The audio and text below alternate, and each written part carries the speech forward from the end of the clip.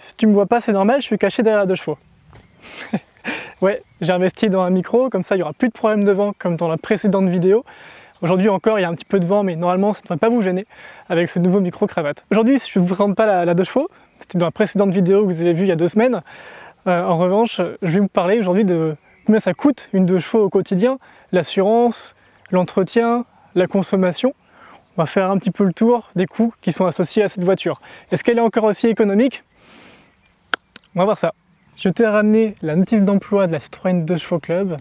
C'est le livret qui a été fourni d'origine avec cette 2 chevaux. Il date de juillet 1979, donc pour les 2 chevaux AZKA, donc le type de cette voiture. Et en bonus, je te montre. Cette voiture, on peut voir qu'elle a été achetée le 28 mai 1980 à 22 434 francs, 72. Alors je suis allé sur le convertisseur de l'INSEE. On voit pas très bien, je pense. Il y a aussi des petits problèmes d'affichage avec la caméra. Mais on voit bien que 22 400 francs, ça fait donc en euros en 2024 11 187 euros. Voilà. Bon courage pour trouver une voiture neuve à ce prix-là. Et justement, si à l'époque elle était déjà si peu chère, c'est parce qu'elle se voulait être économique. À tout point de vue, déjà commencer par le nom. 2 chevaux pour 2 chevaux fiscaux. Simplement, c'était pour mettre aussi en concurrence avec Renault, qui faisait donc la 4 chevaux. Elle était donc en théorie 2 fois moins chère. C'est-à-dire que c'était plutôt pour le coût de la carte grise, qui était 2 fois moins élevé. Et ça montrait que déjà, dès le départ, c'est une voiture qui se veut être économique. L'entretien, on peut le réaliser soi-même. Elle n'est pas chère en carburant, puisqu'elle ne consomme pas beaucoup. Et l'assurance également, c'est assez honnête. C'est même plutôt très peu cher. Au niveau de l'assurance, la 2 chevaux, elle reste économique. Pour cette voiture-là, on paye 30 euros par mois en tout risque. Alors, je ne suis pas assuré en collection. Vous avez vu que j'ai des plaques noires, des plaques de véhicules de collection, mais la carte grise, en l'occurrence, elle est bien en carte grise normale. J'avais pas souhaité faire le changement à l'époque. Je ne sais pas si je le ferai un jour. Ça, c'est un autre sujet, peut-être une autre même vidéo. C'est assez compliqué. Donc la voiture, elle n'est pas assurée en collection et je paye 30 euros par mois. Si vous l'assurez en véhicule de collection, avec une carte grise de collection, vous pouvez quasiment diviser par 2 le prix de l'assurance. Je pense qu'on est entre 15 et 20 euros par mois pour une 2 chevaux tout risque. C'est quasiment imbattable en fait sur le marché. On n'a pas d'autre voiture qui est aussi peu chère. C'est assez dingue.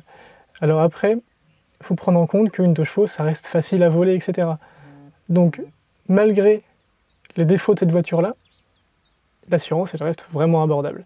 Et on n'a pas une voiture avec ce tarif-là sur le marché, en tout cas au niveau de l'assurance.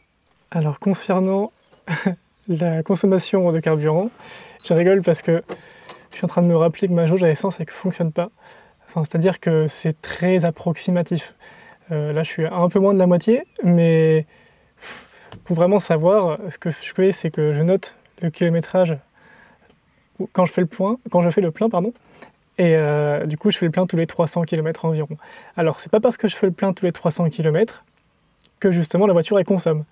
Bon alors en effet, je viens de regarder, j'ai fait le plein il y a 80 km, donc je devrais pas être à moins de la moitié, mais je devrais être à environ un quart de la jauge. Donc oui, bon, c'est approximatif, on est sur une 2 chevaux qui a été rénovée, pas entièrement. On a essayé de conserver un maximum d'éléments d'origine, on avait vu que la jauge fonctionnait, donc on se dit on la garde. Sauf qu'on n'aurait pas dû parce qu'elle fonctionnait, mais elle ne fonctionne pas correctement.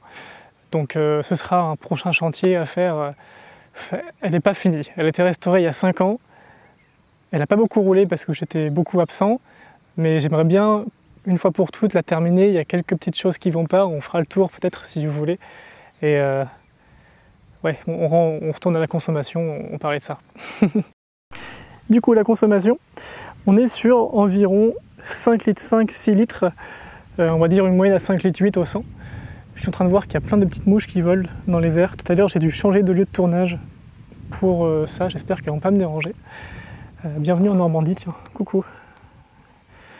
Et du coup, le réservoir, il fait que 21 litres. Donc c'est pour ça, avec une consommation à 5,5 litres, 6 litres, voilà, je me prends une petite marge de sécurité. Si jamais un jour, elle se met à surconsommer, je sais que voilà, en faisant le plein tous les 300 km, je suis à peu près dans les clous. Généralement, au bout de 300 km, je remets 18 litres en fait. Donc c'est pour ça que je sais que je fais environ du 6 litres au 100.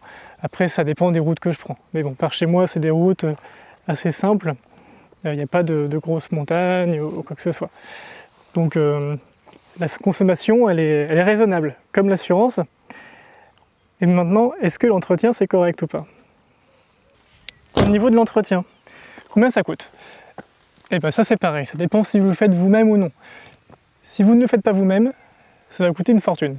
Le précédent propriétaire de cette 2 chevaux, il faisait des appoints. Bon, la voiture était dans un état assez lamentable d'origine, mais elle consommait beaucoup d'huile, il y avait une grosse surconsommation de l'huile qui se mélangeait dans les cylindres. Bon, il y avait une consommation très excessive d'huile en tout cas.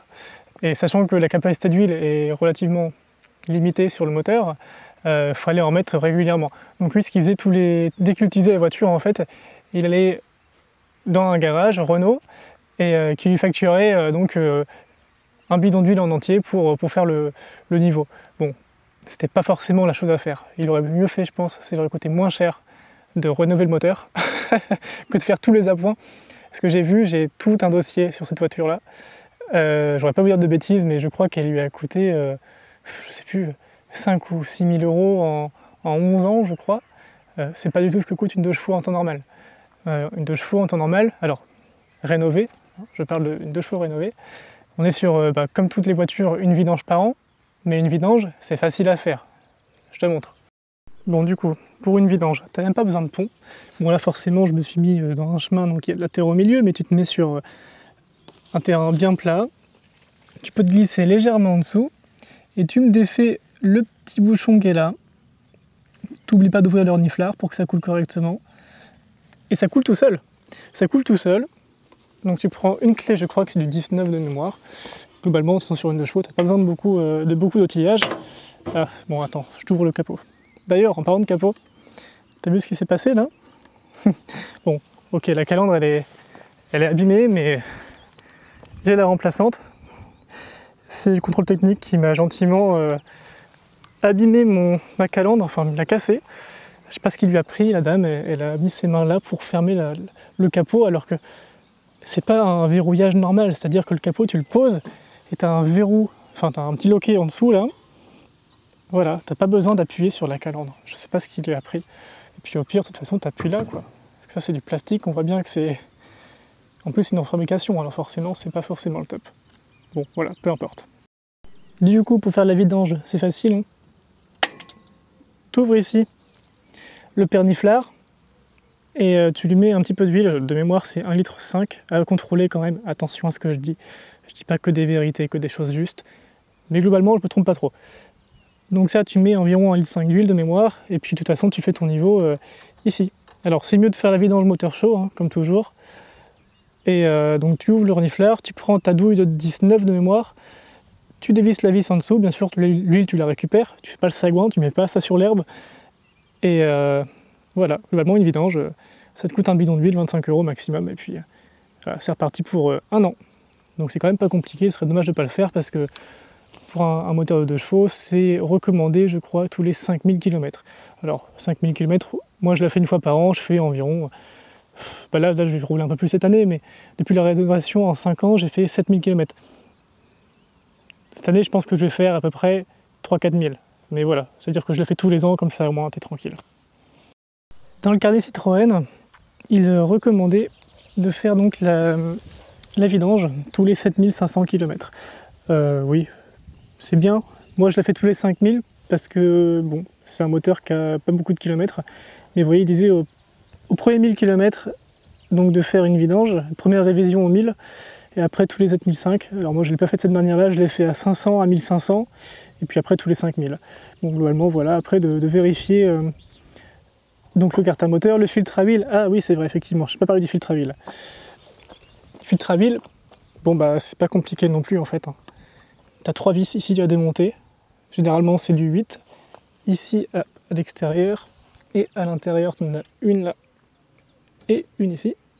Pour démonter la joue d'aile, tu me démontes l'aile, de mémoire il y a 5 vis, tu dois en avoir une là, dans 4, une ici, donc à l'intérieur aussi, la grosse là. Quand je dis la grosse, je parle bien de la vis. Ici.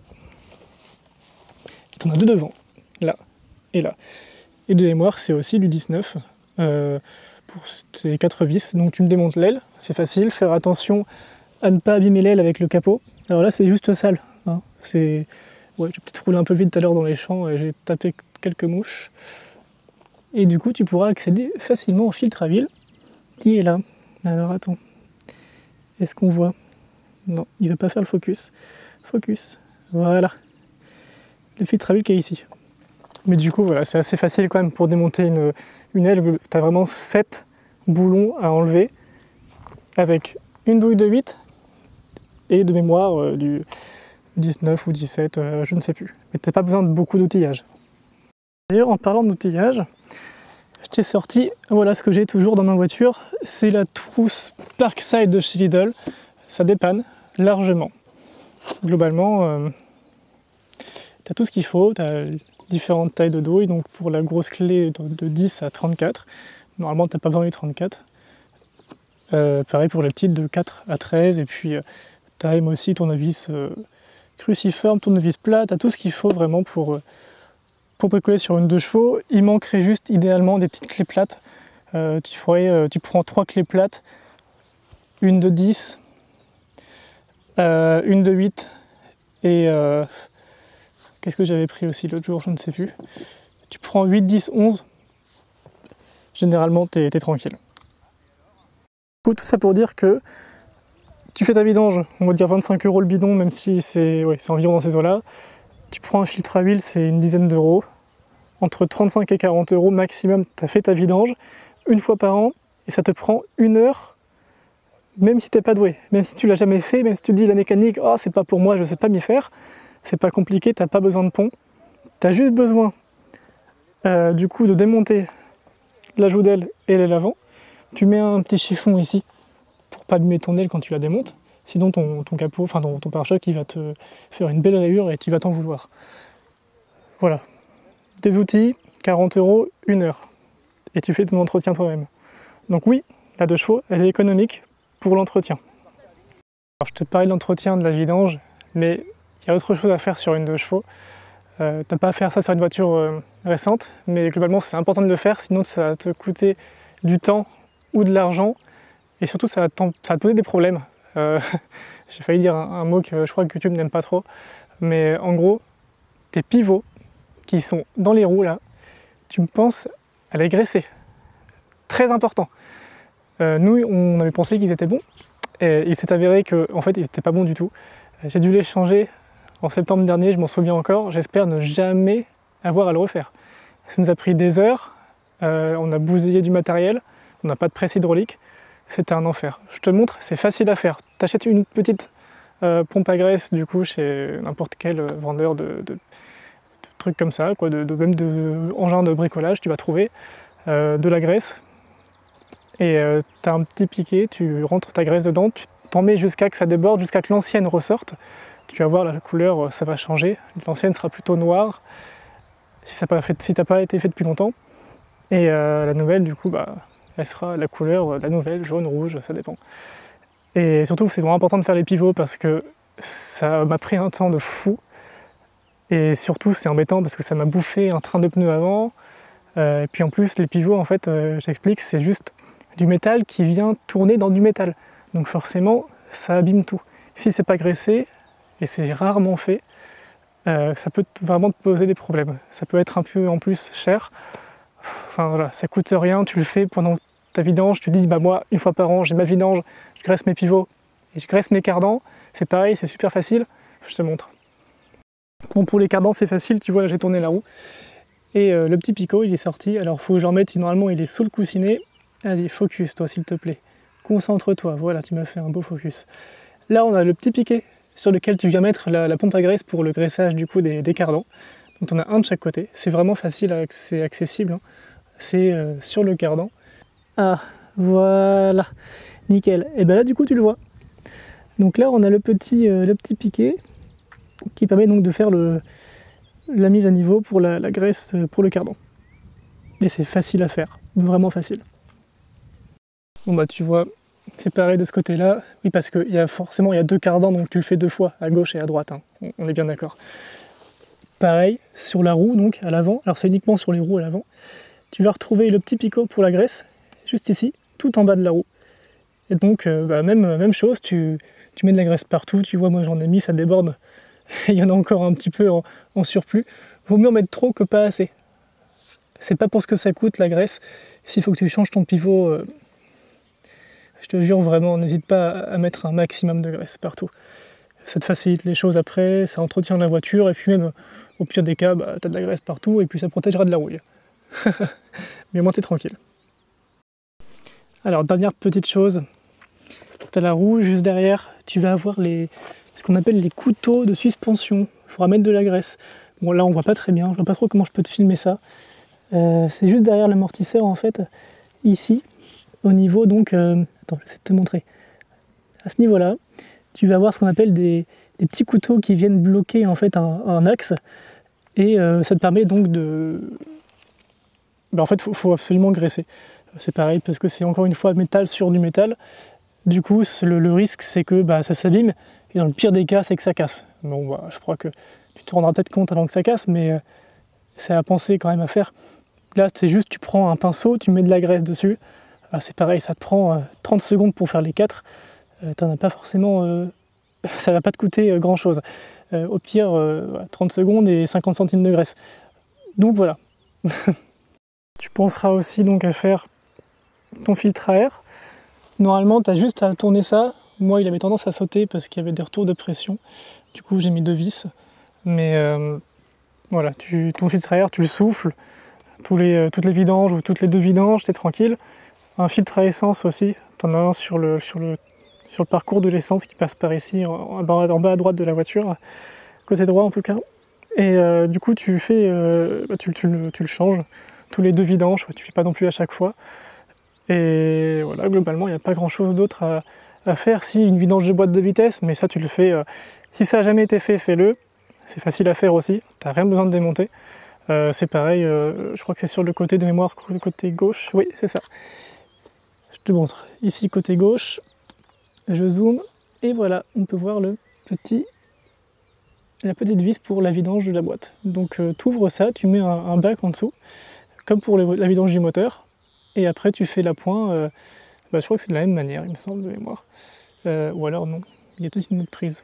Bon, de toute façon je referai une vidéo sur comment entretenir la 2 chevaux. Mais si ça n'a jamais été fait, donc tu fais la vidange de boîte, c'est pareil, hein, tu prends une huile adaptée, mais ça va pas te coûter cher, c'est vraiment facile.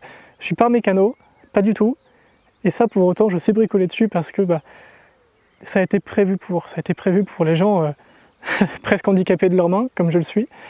Et du coup, tu peux quand même faire ton entretien. Donc voilà, tout ça pour dire que effectivement la 2 chevaux, elle est économique, facile à entretenir et pas chère. C'est top. C'est vraiment top de top. T'as pas de prise OBD, t'as pas de... Ah, je sais pas, j'ai un problème électrique. T'as 3 fusibles, seulement 3. Si t'as un problème électrique, c'est que éventuellement t'as un clignotant qui s'est mis à fondre sur, par exemple, cet élément. Ça m'est arrivé. Mais voilà, c'est vraiment pas compliqué, t'as aucune connaissance à avoir. Donc du coup, il faut quand même s'attendre à ce qu'il y ait des problèmes. Après, tu vois, si on te casse ta calandre, par exemple, ça peut arriver, mais ça coûte 40 €. Voilà. Donc c'est pas très cher en soi. Moi, en l'occurrence, ça va être pris en charge par le contrôle technique, puisque c'est eux qui me l'ont cassé. Et ça va me prendre, allez, je pense 10 minutes maximum à changer, parce qu'il n'y a que 2 vis. Il y a réellement 2 vis, donc ça va être facile. Alors pour conclure, la 2 chevaux, est-ce qu'elle est économique? Oui, elle est économique. On a vu l'assurance, environ 30 €, ça peut être moins que ça. L'entretien, on va dire à tout casser, ça va être 50 € par an, en lissant plus ou moins avec les vidanges de boîte éventuellement tous les 4-5 ans, et puis les éventuels petits frais à faire qu'il y a en plus. Alors, il y a juste un truc dont je n'ai pas parlé, les pneus, maintenant ils coûtent assez cher si vous mettez du Michelin. Les Michelin, c'est environ, je crois que j'ai payé une centaine d'euros le pneu. Donc ça commence à être un petit peu cher et la qualité, c'est pas top. J'ai acheté des pneus neufs en 2020 et c'est des pneus qui ont été faits en 2008. Donc des pneus qui avaient déjà 12 ans. Alors je m'en suis aperçu il n'y a pas longtemps, donc voilà, trop tard. Mais si c'était à renouveler, en tout cas, je ferai attention à ce qu'ils m'envoient des pneus neufs, pas des pneus neufs qui ont 12 ans. Parce que du coup, les pneus, forcément, là, ils ont 3 ans, 7000 km et ils sont craquelés. Bah oui. Bon, voilà, ça c'est une chose. Donc effectivement, il y aura peut-être des petits coûts comme ça en plus, mais rien d'extravagant. C'est pas comme une voiture moderne, où à partir du moment où on lève le capot, on a facilement 400-500 € de frais. Sur une 2 chevaux, si tu as 400-500 € de frais, c'est que tu as vraiment une grosse opération. Mais ouais, ça n'arrivera jamais dans ces eaux-là. Donc, la 2 chevaux est économique. Elle consomme peu. Elle consomme moins qu'un litre de PureTech de chez Peugeot, d'autant plus que ce sera un meilleur choix, en tout cas le moteur, celui-ci, bon bah 35 ans, même plus que ça, puisque les plus anciennes, elles ont 70 ans voire environ, et elles sont encore en super état si elles ont été bien entretenues. Donc consommation correcte, assurance correcte, entretien correct. Donc oui, la 2 chevaux elle est toujours économique. D'autant plus que si tu veux conserver la valeur de ta 2 chevaux, vraiment, ce qui compte, c'est l'entretien. Il n'y a que ça. C'est une 2 chevaux, maintenant, on s'en fout, si elle a 350 000 km ou 150 000, on ne va pas le savoir parce que le compteur, il a que 5 chiffres. Bon, après, il y a peut-être des moyens de le savoir avec Istovec, en regardant l'historique des contrôles techniques, mais on s'en fout du kilométrage de la voiture.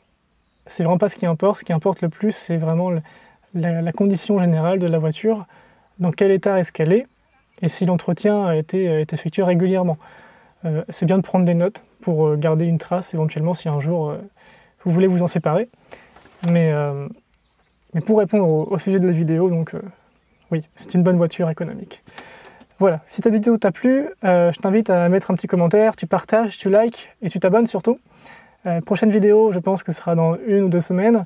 Je ne sais pas encore sur quel sujet exactement, mais bon, on va trouver. Hein. J'ai pas mal d'autres véhicules éventuellement à vous montrer, peut-être éventuellement...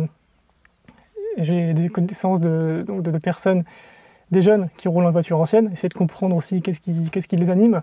Et puis bah voilà, on continue, c'est la partage de l'automobile. Alors maintenant on se voit à la prochaine vidéo. Ciao!